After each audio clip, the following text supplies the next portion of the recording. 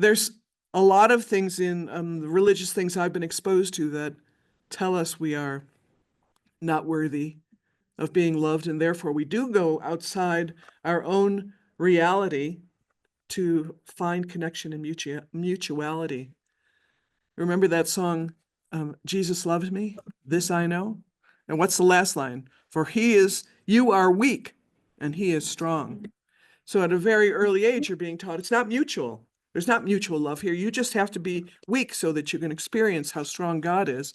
And even though there's something in that about the largeness and the power of the Lord or power of the divine, to start that patterning where you can't find satisfaction and mutuality in the love that's given freely, it's a lesson that, as someone said to me last night, has to be untaught. And I just think that's an interesting way to see it. Because sometimes we have to, no, we're teaching ourselves something else. But one of the things I've had to do, and I expect many of us have, is recognize I have been taught things that have to be unlearned or let go of and burned up or do something with them. Because the mutuality of being in love is just so satisfying. At whatever level it is, I'm not talking about being in love with a lifelong partner and intimacy at that level, but just having a friend you can always count on or call on.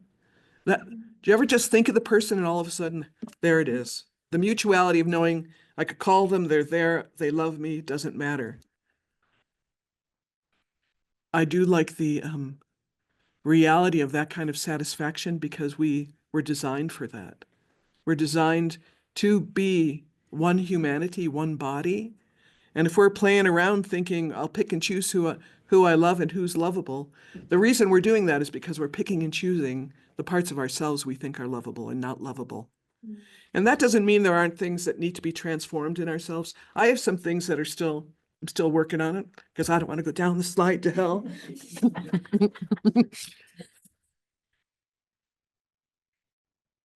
No dancing. No. There are a lot of things that we've been told not to do. Like, this is not a religious one, but with the germ reality right now, all these people who are having these beautiful babies, two of my good friends just had 2 grandchildren within 2 weeks. Their daughter had one and their son had one. No kissing the baby. And I think, how sad. You can only kiss them below the neck. Okay, now we're getting into another category. But to the mouth, there's too much contagion and stuff. It's just like, babies need to be adored because they're adoring us. And there's I suppose if you don't want them to get sick, you can live in the fear of that. But let's live in the mutuality of love moves through us like water on a rainy day. It's just coming down and moving. And the more we do it, the more substance we have to accommodate it. And the more powerful we are in being a reminder to the world that this is how it works, people. This is how it works.